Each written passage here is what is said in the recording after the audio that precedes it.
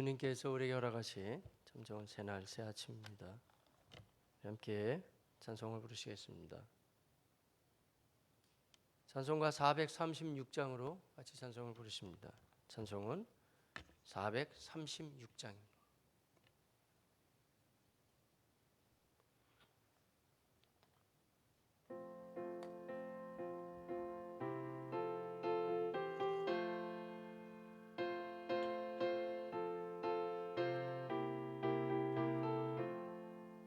나 이제 주님의 새 생명 얻은 몸, 옛것은 지나고 새 사람이로다.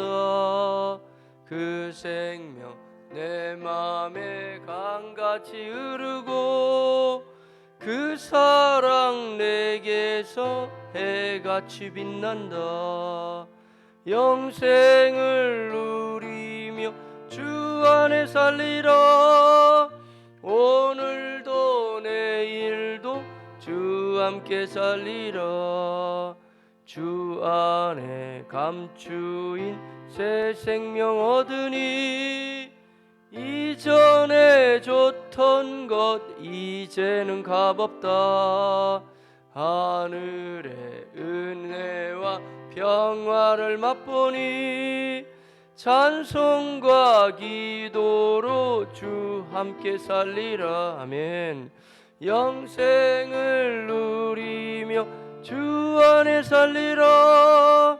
오늘도 내일도 주 함께 살리라. 산천도 조목도 새것이 죄인도 원수도 친구로 변한다. 새 생명 얻은 자 영생을 누린 주님을 모신 마음 주님을 새 하늘 이로다. 새 하늘 이로다. 영생을 누리며 주 안에 살리라. 오늘도 내일도 주 함께 살리라. 주 따라가는 길 험하고 멀어도 찬송을 부르며 뒤따라가리라. 찬송을 부르며 뒤따라가리라. 나 주를 모시고 영원히 살리라. 날마다 섬기며 주 함께 살리라. 영생을 누리며 주 안에 살리라. 오늘도 내일도 주 함께 살리라.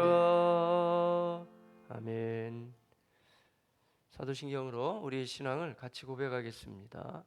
전능하사 천지를 만드신 하나님 아버지를 내가 믿사오며 그 외아들 우리 주 예수 그리스도를 믿사오니 이는 성령으로 잉태하사 동정녀 마리아에게 나시고 본디오 빌라도에게 고난을 받으사 십자가에 못 박혀 죽으시고 장사한 지 사흘 만에 죽은 자 가운데서 다시 살아나시며 하늘에 오르사 전능하신 하나님 우편에 앉아 계시다가 저리로서 산자와 죽은 자를 심판하러 오시리라.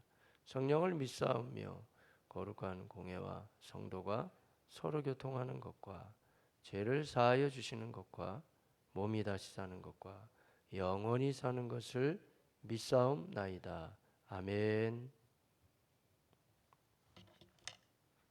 주님의 말씀 계속해서 신명기에서 말씀을 보고 있습니다. 함께 보실 신명기의 본문은 신명기 24장 14절에서요 22절까지 있는 말씀이 되겠습니다.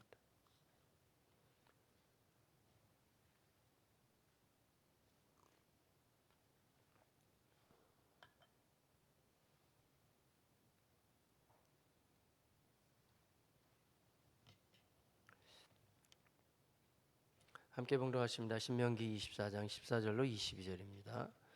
공궁하고 비난한 품꾼은 너희 형제든지 내 땅 성문 안에 우거하는 객이든지 그를 학대하지 말며 그 품삯을 당일에 주고 해진 후까지 미루지 말라. 이는 그가 가난함으로 그 품삯을 간절히 바람이라. 그가 너를 여호와께 호소하지 않게 하라. 그렇지 않으면 그것이 내게 죄가 될 것입니다. 아버지는 그 자식들로 말미암아 죽임을 당하지 않을 것이요 자식들은 그 아버지로 말미암아 죽임을 당하지 않을 것이니 각 사람은 자기 죄로 말미암아 죽임을 당할 것이니라. 너는 객이나 고아의 송사를 억울하게 하지 말며 과부의 옷을 전당 잡지 말라. 너는 애굽에서 종되었던 일과 내 하나님 여호와께서 너를 거기서 속량하신 것을 기억하라. 이러므로 내가 내게 이 일을 행하라 명령하노라. 내가 밭에서 곡식을 벨 때에 그 한 뭇을 밭에 잊어버렸거든 다시 가서 가져오지 말고 나그네와 고아와 과부를 위하여 남겨두라. 그리하면 내 하나님 여호와께서 내 손으로 하는 모든 일에 복을 내리시리라. 내가 내 감람나무를 떤 후에 그 가지를 다시 살피지 말고 그 남은 것은 객과 고아와 과부를 위하여 남겨두며 내가 내 포도원에 포도를 딴 후에 그 남은 것을 다시 따지 말고 객과 고아와 과부를 위하여 남겨두라. 너는 애굽 땅에서 종되었던 것을 기억하라. 이러므로 내가 내게 이 일을 행하라 명령하노라. 아멘. 이른 새벽에 이렇게 열심히들 나오셔서 우리 새벽기도 함께 하시니 참 감사합니다. 또 각 가정에서도 일어나서 새벽 예배 동참하시는 분들 성령님의 교통하심이 우리 가운데 있기를 정말 사모합니다. 코로나19 감염병으로 계속 어려운 때지만 열심을 다해서 기도함에 동참하시니 감사하고요. 전문가들도 계속 얘기하잖아요. 이 바이러스는 정말 사람의 힘으로 참 여러 가지 감당하기 어려운 영역들이 참 많이 있다 그럽니다. 하나님께서 우리에게 은혜를 주셔서 좋은 백신도 속히 개발되고 또 치료제도 나와가지고 잘 회복될 수 있게 같이 기도하면서 나아갑시다. 어제도 우리가 말씀에 나왔습니다만 나병이라든지 이런 게 사실 전염성이 굉장히 강하고 이런 부분들에 대해서는 우리가 이 코로나19 문제가 빨리 해결되는 것도 중요하겠지만 모든 전 인류가 하나님 앞에 회개할 부분들 회개하고 또 교회는 새롭게 갱신되고 사회 각 영역이 하나님의 은혜로 새롭게 일어나는 좋은 기회로 삼아야 되겠죠. 빨리 이거 어떻게 해결되면 좋겠다 이런 것도 중요하지만 우리가 이런 기회를 다 선용해서 정결하게 될 수 있는 좋은 기회가 되므로 새롭게 일어나는 그런 기회가 되기를 사모하면서 같이 기도해 나가시기를 바라겠습니다. 오늘 수요 예배 있습니다. 오전 예배와 저녁 예배 있는데 우리 음성현 강도사님 또 예배 말씀으로 섬기게 되고요. 그 외에 찬양으로 섬기시는 분들과 또 기도함으로 섬기고 나아가는 모든 지체들 다 기억하면서 기도해 주시고 또 예배 시간 기억하셨다가 또 최선을 다해서 우리 다 참여하시기를 바라겠습니다. 신명기 24장 14절에서 22절에 있는 말씀들은 하나님이 연약한 자들에 대해서 소홀히 여기지 말고 그들을 살펴주라 이런 말씀으로 계속 진행해 나갑니다. 그래서 14절부터 시작해서 대략적으로 오늘 보신 18절 말씀까지는 이 품꾼들, 품꾼이라는 것은 히브리 말로는 사키르라는데 우리말도 어렵지는 않죠. 매일매일의 삭스를 받으면서 살아가는 노동자들, 그 노동자들의 삭스에 대해서는 반드시 줘야 된다 하나님 이렇게 말씀하십니다. 오늘날에도 현장에서 일하시는 근로자들 같은 경우 노동자들은 거의 품삯을 받고 또 아니면 우리가 월급을 받는 경우에도 품삯이라고 할 수가 있겠죠. 한 달치의 이제 품이 모여서 우리가 받게 되니까. 그런데 그 품에 대해서는 자꾸 안 주거나 아니면 그 품삯을 가지고 사람을 힘들게 하거나 절대 그래서는 안 되고 그 사람들은 가난해서 그 삭스를 받아야 또 생활할 수 있으니까 그것은 반드시 줘야 된다라고 하나님이 이렇게 말씀해 주셨죠. 그리고 객이나 고아나 가난하다고 해서 그 사람들의 송사를 절대 억울하게 하거나 그렇게 해서는 안 되고 어제도 우리가 옷을 저당 잡는 거 얘기 나왔는데 그 옷을 특별히 가난한 자들, 과부의 옷을 전당 잡지 마라 라고까지 오늘 말씀해 주셨죠. 이런 얘기 나와요. 오늘 본문에 보면 어제 말씀한 대조가 되는데 어제 이제 가난한 자가 만약 예를 들어서 이제 옷 같은 걸 제가 비유했는데 주로 옷이라고 볼 수가 있거든요. 근데 옷을 입고도 다니고 덮기도 하고 그걸 이제 또 덮어서 자기도 하고 그랬단 말이에요. 이제 고대 사회고 그렇기 때문에 이 당시에는 옷값이 굉장히 비쌌다고요. 옷을 만들기가 쉽지 않고 하나님 뭐 재산가 같은 거라고 할 수가 있겠죠. 근데 이제 가난한 자가 이제 옷을 맡겼는데 근데 그것을 다시 주인이 추워지기 전까지 해가 지기 전까지 돌려줬단 말이에요.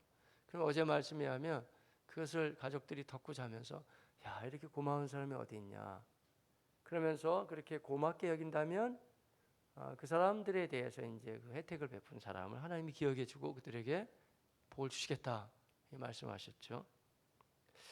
예, 그런데 오늘 말씀 약간 반대 개념이에요.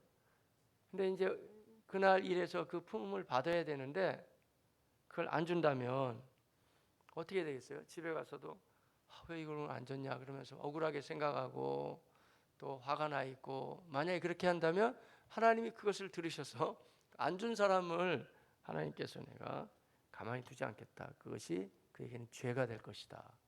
라고 이렇게 말해주고 있죠. 그러니까 어느 면에서 앞장서 있는 사람들이 사실 어려워요. 사업을 하거나 무슨 일을 진행할 때 우리가 때로는 항상 좋은 것만 아니고 특별히 코로나19 이런 때는 더 어렵죠. 그럴 때라도 우리가 품에 대해서는 신경을 써줘야 된다라는 얘기죠. 지혜가 좀 많이 필요하겠죠. 너무 어려울 때는 모두에게 이제 공론화시킬 필요가 있겠죠. 지금 우리 사업체가 너무 안 돌아가기 때문에 저를 비롯해서 모두가 다 이번에는 어느 정도 몇 퍼센트 정도만 우리가 감해서 하지만 받도록 합시다. 뭐 이렇게 하는데 양해를 구하는 건 몰라도 아예 그냥 뭐 나 어려운데 니들은 뭐냐 그런 식으로 안 준다든지 그런 절대 안 된다는 거. 오늘 본문 말씀에 하면 너의 형제한테도 그렇게 해야 되고 내 땅에 성문 안에 우거하는 객에게도 그렇게 해야 된다. 오늘날에도 이게 수천 년 된 말씀이지만 당연한 이야기인데 성경 말씀은 그대로 적용이 되거든요. 한국 땅에 들어와 있는 필리핀 근로자들, 태국 근로자들, 조선족들 아니면 북녘의 죽음을 피하고 넘어온 사람들 그 사람들에 대해서 쉽게 여기지 말고 뭐 삭슬 안 준다든지 그러면 하나님이 거기에 대해서는 죄값을 물으시겠다라고 얘기하죠. 근데 간혹가다 그런 기사를 읽을 수 있어요. 보면 막 손이 잘려져서 나가는데 자기 고국으로 돌아가는데도 하나도 안 챙겨주고 이런 나쁜 짓을 하는 사람들이 있더라고요. 그런 건 절대 안 됩니다. 성경에 보면 하나님이 그들을 그냥 두지 않겠다 말씀하시죠. 예수 믿는다는 삶은 제사함 받고 하나님과 연결되는 영생을 얻는 삶이에요. 그리고 우리 개념이 세상하고는 다릅니다. 우리는 신령한 자들입니다. 근데 유념해야 되는 것은 영적인만 추구하는 것은 사람은 아니에요. 그건 이단이나 사입이나 하는 얘기고요. 영적인 것이 중요하죠. 영혼이 잘 돼야 범사에 잘 되고 강건케 되고 그리고 하나님과의 만남이 혼의 세계라기보다는 신령한 영적인 세계거든요. 그러니까 말하면 정신적인 세계를 뛰어넘어서 영의 세계까지 들어가기 때문에 참 굉장히 높은 단계죠. 일반적인 학문을 연구하다 보면 여러분 사람은 주로 이제 지적인 어프로치를 많이 하거든요. 뭘 배우잖아요. 근데 학문 세계에서도 요새는요 영적 세계까지 막 접근을 해요. 왜냐하면 배워도 끝이 없으니까 뭔가는 이 세계 말고 더 깊은 세계가 있다는 게 이제 학문계에서도 많이 공감하는 내용이거든요. 실제 공부에 있어서도 우리가 이렇게 찬송 부르고 하나님께 기도하고 이 신령한 스피리추얼한 이 세계로 간다는 건 굉장히 중요한 거예요.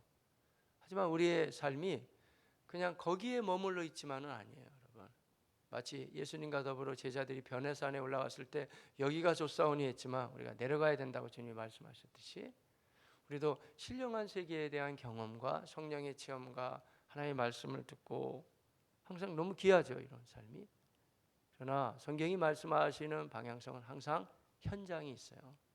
삶의 현장에서 어떻게 살아가야 될 것인가. 그것이 또 중요한 관건이죠. 이 두 가지가 이제 조화를 이루면서 잘 살아가는 게 우리가 이 땅의 삶이라고 할 수가 있습니다. 그래서 이 땅에 살아가는 하나님의 사람들은 꼭 기억해야 되는 게 품꾼들에 있어서는 삭슬 줘야 되고 연약한 자들은 돌봐줘야 된다. 이런 말씀이죠. 이게 우리 구원 사건하고 우리가 구원받고 천국 가는 거 딱 연관이 됩니까? 하나님 보시기에는 연관이 된다고 보시는 거예요. 에베소서 2장 8절로 9절로 10절 그 말씀이 사도 바울이 지금 우리가 구약을 보고 있지만 신약에 그대로 연결되는 거라니까요. 너희는 그 은혜의 믿음으로 말미암아 구원을 받았으니 이것은 너희에게서 난 것이 아니요 하나님의 선물이라. 행위에서 난 것이 아니니 이는 누구든지 자랑하지 못하게 하며. 그러니까 우리가 예수 믿고 구원받은 게 우리가 한 게 뭐가 있냐 이거예요.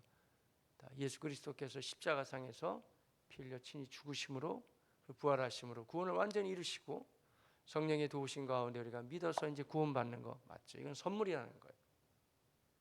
감격.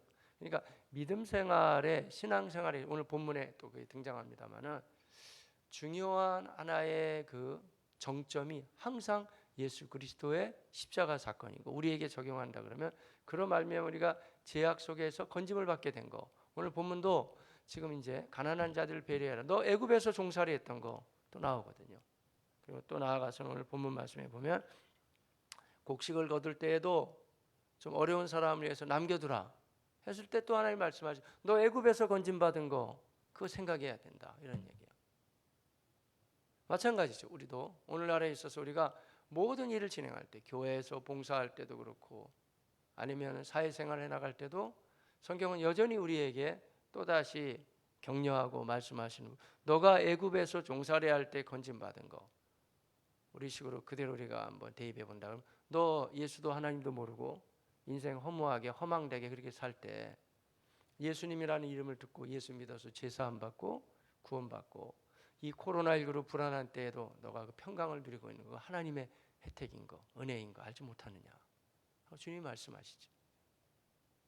그러니까 뭐 지금 당장 뭐가 되고 안 되고를 떠나가지고 성경이 강조하고 있는 부분은 뭐냐면 구원받은 거 한 가지만 해도 감격을 가지고 그걸 가지고 삶의 전 영역에서 이제 베풀면서 살아가야 된다. 전도가 중요하죠. 전도도 여러분 어느 면에서는 전도가 베푸는 거예요. 그냥 전도가 쉽습니까?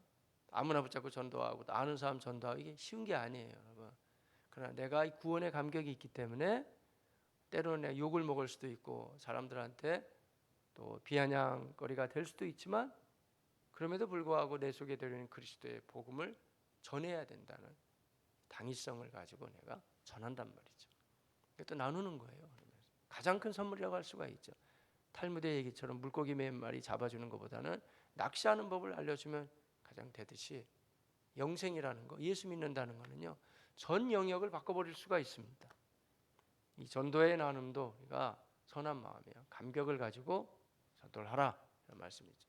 전도만 하는 건 아니에요. 근데 전도를 포함해서 모든 영역에 다 나누라는 거죠. 그 이유 중에 하나는 너가 애굽에서 종살이 할 때 건짐을 받았기 때문에 그 감격을 가지고 다 나누면서 충분히 살 수 있다.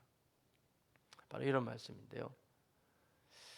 근데 이 얘기가 제 에베소서 말씀 제가 2장 8절로 9절 지금 이제 같이 나눴습니다만 10절 우리는 그가 만드신 바라 선한 일을 위하여 지으심을 받은 자니 우리는 주로 에베소 2장 8절 9절만 달달달달 많이 외워요. 너희는 그 은혜의 믿음을 말미암아 구원을 받았으니 이건 아는데 근데 그 결과물이 뭐냐 이게 결론이 뭐냐 이거 우리는 그가 만드신 바라 그래서 새롭게 만드셨다 이게 그리스도 안에서 선한 일을 착하게 살기 위하여 지으심을 받은 자니 그러니까 아무래도 한국교회 특히 개신교는 앞쪽을 막 너무 강조해가지고 당신 구원받았어요 구원받았습니다만 강조했지만 성경은 딱 균형을 이룹니다 여러분.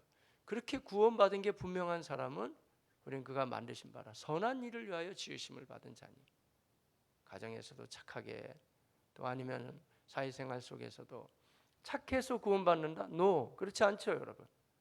어느 정도 착해야 구원받아요. 그런 건 아니죠. 그러나 구원받은 사람이 착하게 살아간다. 예, 당연히 맞는 얘기죠.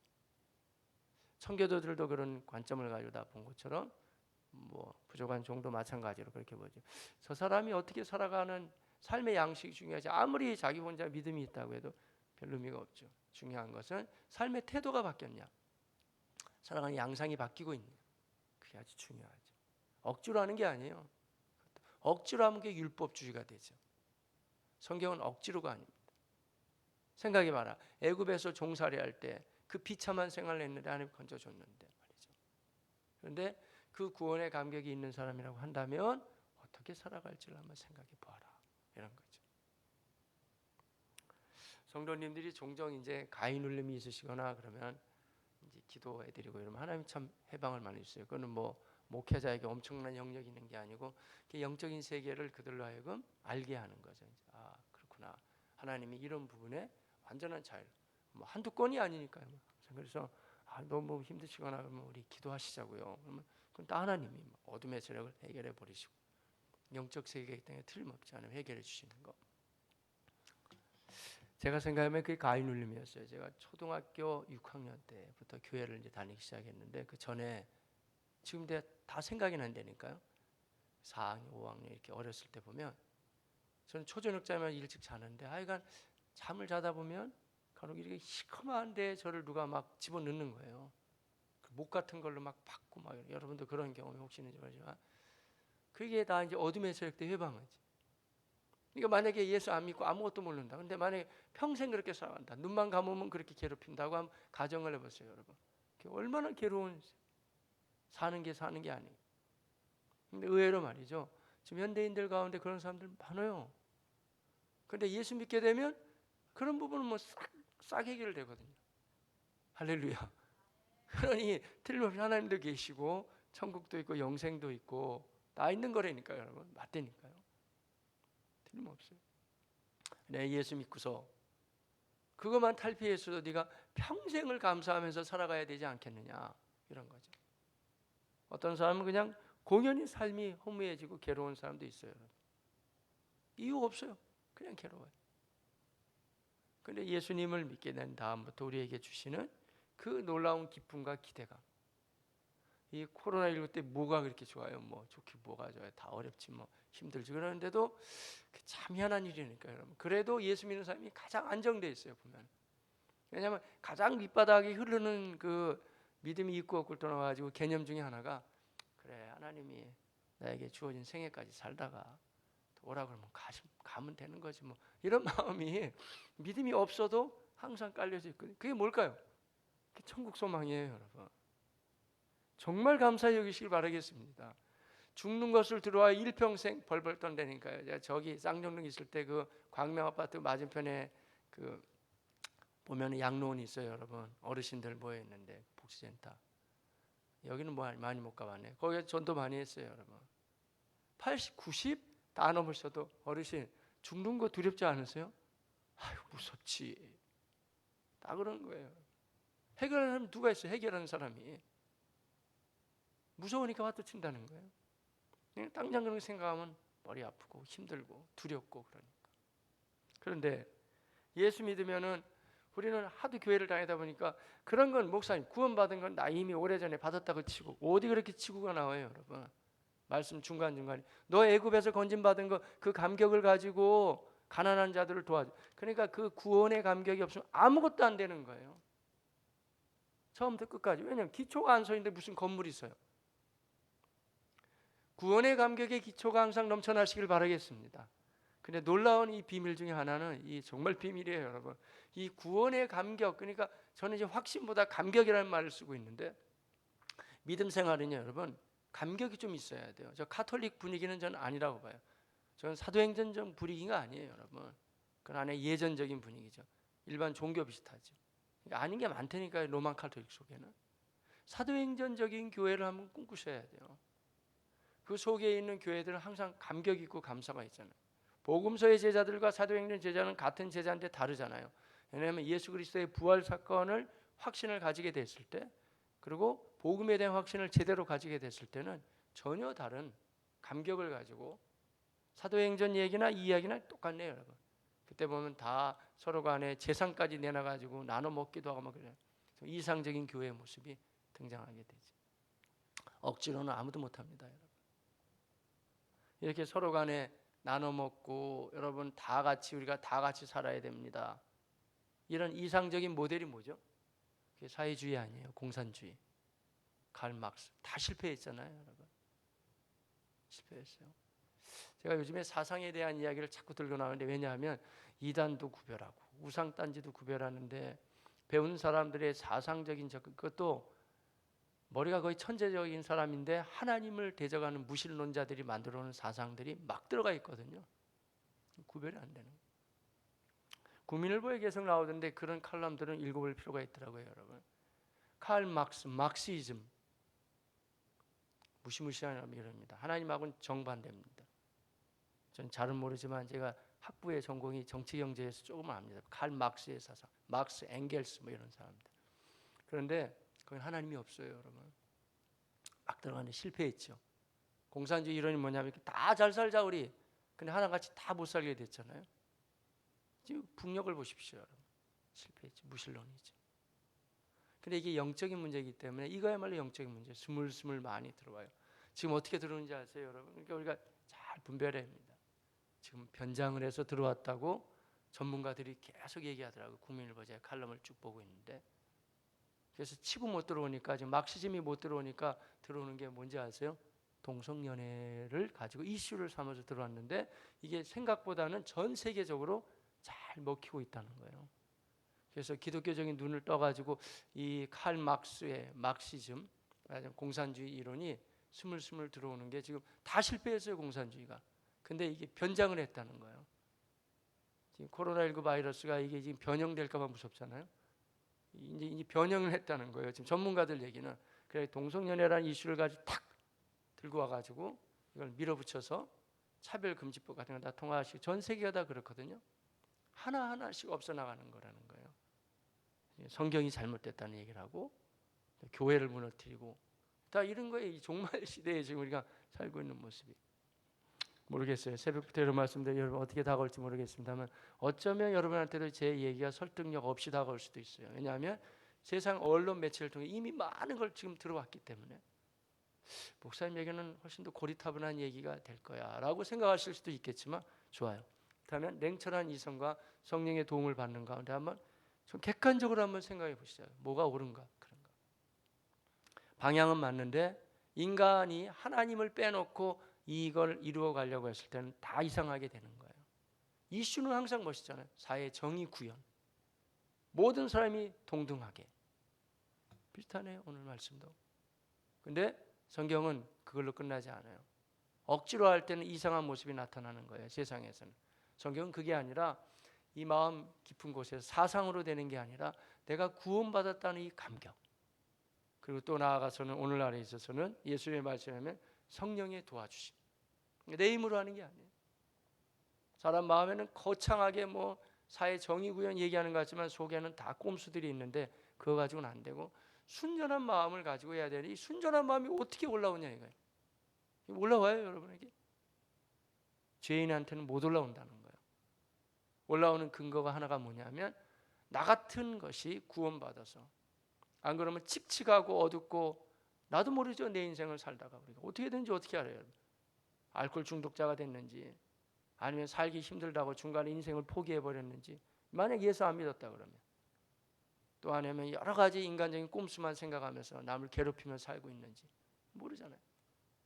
머리 좋다고 말 잘한다고 실력 있다고, 아니면 한 분야에 뛰어나다고 다 좋은 것만은 아니거든요. 이상한 사람들 많아요, 여러분. 근데 그렇게 살 뻔했는데, 야, 내가 예수 믿고 구원받고 바른 생각을 가지고 천국 소망으로 반듯하게 산다는 거, 이거 하나만 가지고서도 충분한 것을 많이 받았기 때문에 그것을 가지고 이제 모르는 인생들에게 좀 나눠주기도 하고 살펴주기도 하고. 예수님 말씀 생각나네요. 마태복음 5장 16절 말씀. 이와 같이 너희 착한 행실이 사람 앞에 비치게 하여 그들로 너희 착한 행실을 보고 하늘에 계신 너희 아버지께 영광을 돌리게 하라. 착해서 구원받는 거 아니지만 뭔가 우리가 구원받은 사람다운 그 삶의 자세를 가지고 이렇게 살아갈 때 그것이 바로 이상적인 모습이 이제 가정에서도 사회, 교회에서 나타날 수 있다는 거지, 사람의 생각 가지고는 좀 반대로 가는 겁니다. 되지 않습니다. 구원의 감격을 가지고 그렇게 살아갈 수 있는 우리 하나님의 사람들이 다 되시기를 바라겠습니다. 자, 오늘 말씀 볼까요? 계속 나온다니까요. 그래서 저당 잡지 마라 이런 얘기 나온 다음에 애굽에서 종되었을 때 또 건진받은 거 나오죠. 자, 14, 15, 16 읽어가 볼까요? 같이 보겠습니다. 공공하고 비난한 품꾼은 너희 형제든지 내 땅 성문 안에 우고하는 객이든지 그를 학대하지 말며, 가난하다고 학대하지 말고 15절 그 품삯을 당일에 주고 해진 후까지 미루지 말라. 이는 그가 가난함으로 그 품삯을 간절히 바람이라. 그 다음 그가 너를 여호와께 호소하자 너무 억울하다고 그렇게 하지 않게 하라. 그렇지 않으면 그것이 내게 죄가 될 것입니다. 엄중하죠? 16절은 약간 문맥상 약간 다른 것 같지만 하지만 이렇게 흐름으로 볼 수는 있어요. 아버지가 그렇게 살았다고, 아버지가 완악하게 살았다고 자식은 그렇게 살면 안 된다, 그런 얘기고, 반대 말씀도 되죠. 아버지가 후덕하게 살았는데 자녀는 또 완악하게 살 수도 있겠죠. 그러니까 인생은 다 각자 자기가 살아가야 되니까 경성해서 더 이렇게 잘해야 된다. 신앙생활도 똑같아요. 그 속에 자녀들에게 부지런히 믿음을 심어줘야 되는 게, 부모가 눈물을 흘리며 기도 많이 했다고 자녀 그렇게 되라는 부분은 없거든요, 여러분. 그러니까 그들에게 부지런히 믿음을 심어줘서 이 믿음의 바톤을 가지고 같이 달려올 수 있게 해야 되겠죠. 각자 살아간다, 그런 얘기예요. 16절. 자, 다음에 17절 말씀. 시작. 너는 객이나 고아의 송사를 억울하게 하지 말며 과부의 옷을 전당 잡지 말라. 그러면서 한 단락이 지금 마무리되면서 제가 이미 지금 강조했습니다만 18절 시작. 너는 애굽에서 종되었던 일과 내 하나님 여호와께서 너를 거기서 속량하신 것, 이것을 기억하라. 이것을 기억하면서 그렇게 착하게 살라, 이런 말씀이에요. 모든 근거는 예수 그리스도의 십자가의 구원의 감격에 있음을 여러분 다시 확신하시기를 바라겠습니다. 맞아요, 여러분. 모르겠어요. 저는 목회자도 그렇고 다 그래요. 우리가 모두가 다 하나님의 부르심을 받았을 때 사람마다 이제 하나님의 부르심을 느끼는 바가 있겠죠. 저는 그걸 전하라고 부르심을 받았다고 확신해요. 그래서 우리 아내하고 가끔 그런 얘기하네. 내가 설교자인가 전도자인가 설교자인가. 근데 전도자 쪽에도 가까운 것 같아요, 보면. 근데 이 복음의 감격이 없다 만약에, 그러면 뭐 하려고 이 길을 갑니까? 그리고 왜 우리가 예수를 믿으면서 이렇게 헌신해야 될까요? 성경은 하나같이 애굽에서 종되었을 때 건진받은 거, 이게 우리를 친다면 죄악의 덤이에서 그 비참한 인생을 살다가 예수 믿어 광명한 빛으로 내가 새 사람이 된 거, 그 감격을 가지고 하면 다 할 수 있다는 거예요. 혹여라도 그 많이 들어본 얘기고 그건 그렇다고 치고 목사 맨날 구원 가지고 제가 생각해야 되는, 그렇지 않아요, 여러분. 지금 신명기 거의 마무리돼 가는데도 너가 애굽에서 구원받았어, 그 감격을 가지고 그 기쁨을 가지고. 참 미안한 거는요, 그리스도 예수에 대해 계속 생각하고 감사히 여기고 그랬을 때 신앙생활에 새로움이 있고 모든 영역에 새로움이 있어요. 우리 믿음의 선배들 그런 고민 많이 했습니다. 한신교회를 섬기시던 이준표 목사님, 그분도 참 신실한 그리스도인인데 그런 고민 많이 했죠. 왜 전에는 예수 그리스도에 대한 이야기만 들으면 내 가슴이 뛰고 내 눈에서 눈물이 나오고 했는데 왜 요즘은 안 그럴까? 그렇게 목회를 훌륭하게 하셨는데도 말이죠. 왜 안 그럴까? 이거 나 잘못된 거 아닌가? 그런 어느 면에서는 신앙에 대한 경성을 항상 자기가 자기한테 이렇게 격려했죠.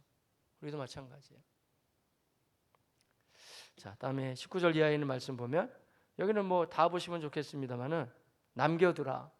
너무 알뜰하게 걷어가지 말고 남겨두라. 이렇게 하나님이 계속 말씀해 주시죠. 자, 같이 볼까요? 19절, 20절, 21절 시작. 내가 밭에서 곡식을 벨 때에 그 암뭇을 밭에 잊어버렸거든. 다시 가서 가져오지 말고 나그네와 고아와 과부를 위하여 어떻게 해요? 남겨두라. 그럼 어떻게 돼요? 그리하면 내 하나님 여호와께서 내 손으로 하는 모든 일에 복을 내리시리라. 예, 아멘. 나머지 말씀도 남겨두라. 우리에게 한번 적용해 볼까요? 우리 교회도 공부를 많이 하신 분도 많이 계시고 대부분 다 뭐 똑똑하다 많이 하셨죠. 근데 현대인들의 양상이 그래요. 대한민국 사회는 웬만하면 다 대졸자입니다. 자, 공부들 많이 해서, 그러니까 웬만큼 다 사리 판단을 하고 다 이성이 다 깨어 있다는 거예요. 근데 조심하고 유념해야 됩니다. 그런 사람들은 대단히 이성적이고 논리적이지만 나를 괴롭히고 남을 괴롭힐 수가 있습니다. 이유가 뭔지 아세요? 너무 깍쟁이 같아서, 너무 완벽하니까.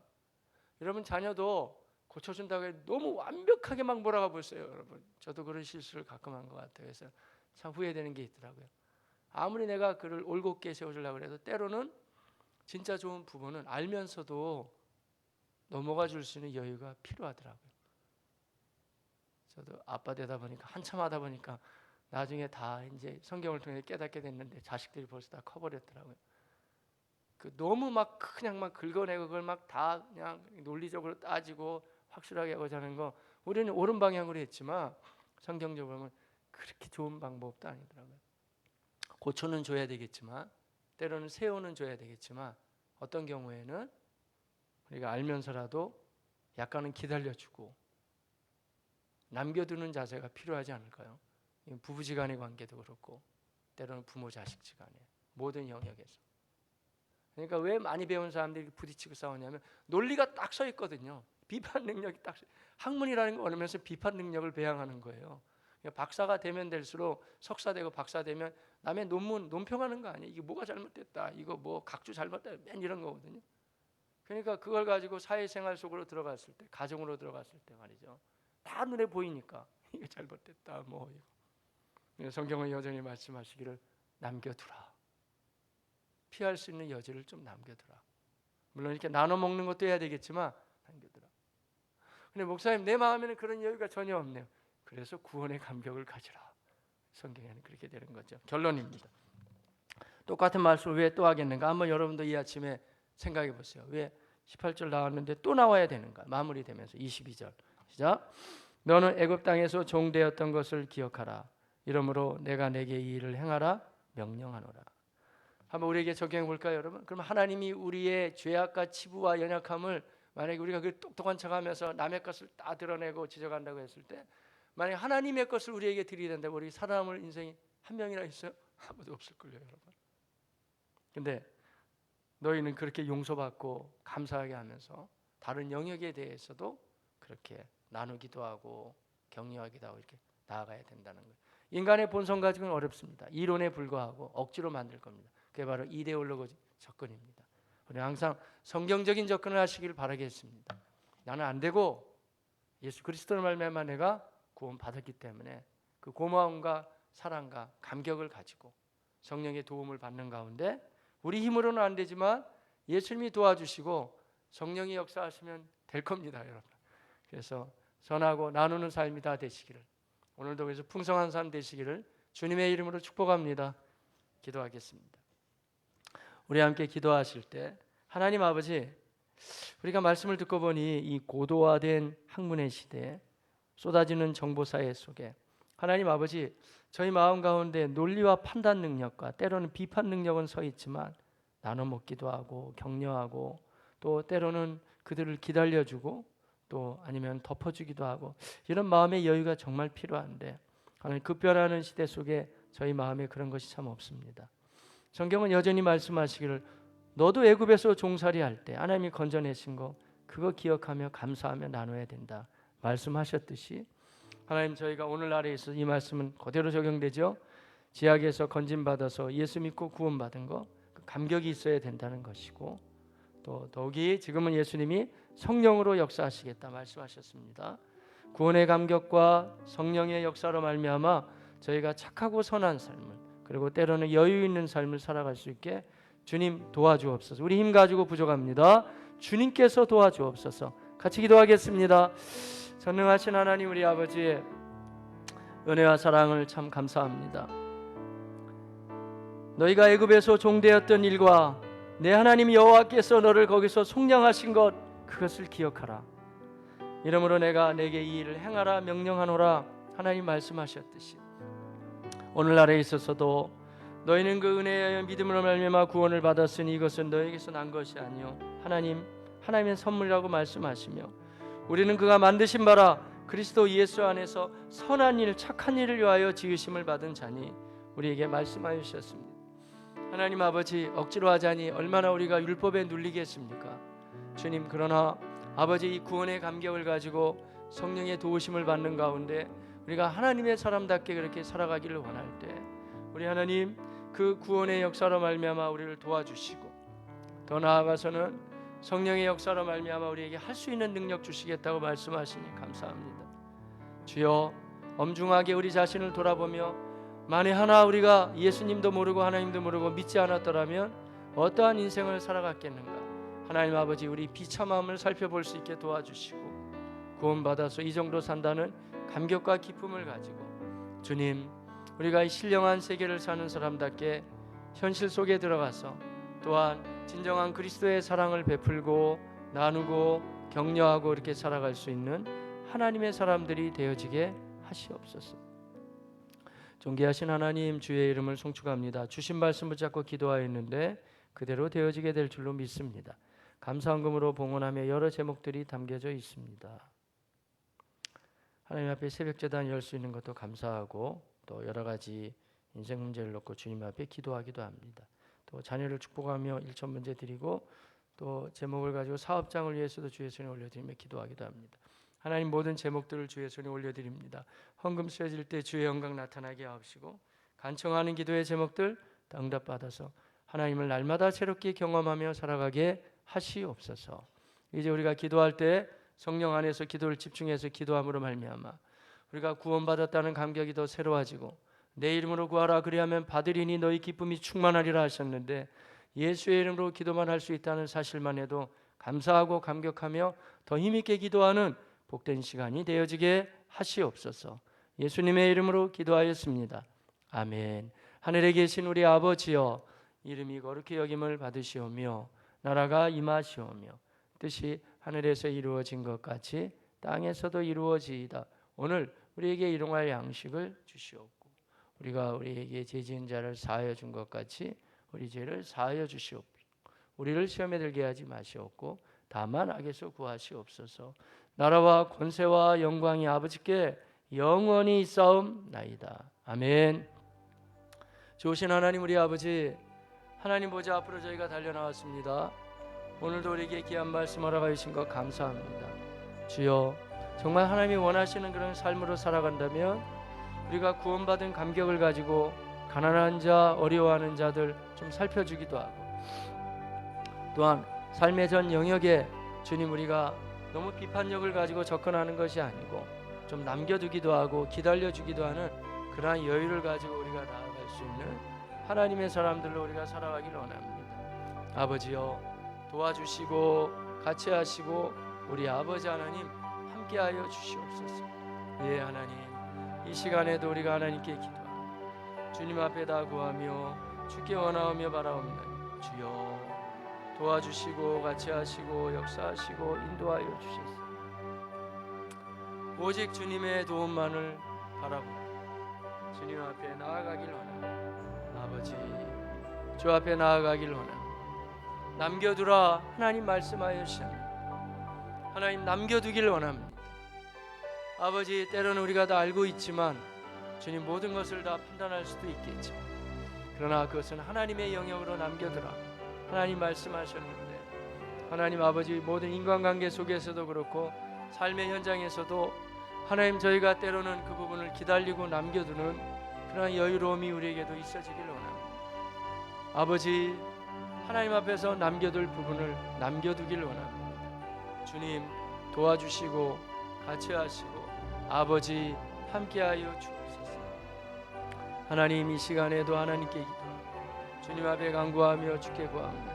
아버지 우리의 믿음 생활에 날마다 이 구원의 감격이 예수 믿고 제사함 받고 새 사람 되어서 전혀 다른 세계를 살고 있다는 이 감격이 주여 적어도 우리는 이 구원에 대해서는 매너리즘에 빠지지 않도록 하나님 도와주시고 항상 날마다 새로워지기를 원합니다. 아버지 우리의 믿음의 선배들이 이 구원의 기쁨과 감격을 가지고 바르게 달려갔던 하나님의 사람들이 있듯이 하나님 우리도 신앙생활 제대로 하기를 원합니다. 아버지 많은 사람이 믿음 생활하는 모습을 보면서 때로는 여러 가지 모습들이 등장하겠지만 그러나 성경적인 그리스도인들이 되기를 원합니다. 오늘 본문에도 하나님이 2번씩이나 애굽에서 너희가 종살이할 때 건짐받은 거 잊지 말라고 계속 말씀해주고 계시는데 옳습니다. 주님 애굽에서 종살이할 때 너희가 건짐받은 것을 잊지 마라 하나님 말씀하셨듯이 만에 하나 하나님이 저희를 부르시지 아니하셨더라고 한다면 얼마나 세상을 허무하게 비참하게 무의미하게 하나님 그렇게 인생을 살다 갈 뻔하였는데 하나님 우리 불러주시니 참 감사합니다.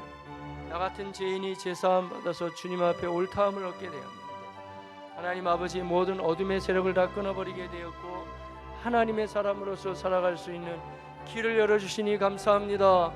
다 하나님이 하신 것 우리 주 예수 그리스도의 십자가의 이 보혈과 주의 복음의 능력을 정말 소중히 여기게 하여 주옵시고 그 감격과 감사가 항상 넘치게 하여 주시고 아버지 이 복음에 대한 감사 구원받았다고 하는 확신을 가지고 삶의 여유 있는 인생을 살아가길 원합니다. 나눠 먹을 수 있게 도와주시고 배려할 수 있게 도와주시고, 남겨두라 말씀하셨는데 때로는 기다려줄 수 있게 도와주시고, 아버지, 그러한 마음의 자세들이 우리에게는 없습니다. 오직 하나님만이 도우실 수 있는데 구원의 감격을 가지고 그러한 인생을 살아갈 수 있게 주님 도와주시고, 예수님 우리에게 말씀하시기를 보혜사 성령을 너희에게 부으신다 말씀하셨는데, 주님 종말의 때에 하나님 아버지 우리에게 더 큰 은혜의 때를 허락하여 주시니 감사합니다. 주여, 우리의 죄와 허물과 연약함과 거짓됨을 다 고백하옵나니 다 쏟아버리게 하여 주옵시고, 약속하신 바 성령 충만함 받고 신령한 세계를 항상 경험하게 하시고, 주여, 우리가 신령한 능력을 가지고 실제적인 삶의 현장을 다 변화시켜 나가기를 원합니다. 하나님, 신령한 능력으로 실제 상황을 변화시켜 나가기를 원하오니 주님 도와주시고, 우리 아버지 같이 하여 주시고, 하나님 우리 아버지 역사하여 주시고, 아버지 그렇게 인도하여 주소서. 도와주시고, 하나님이여 같이 하여 주시고, 아버지 도우시고 동행하시고 함께하여 주옵소서.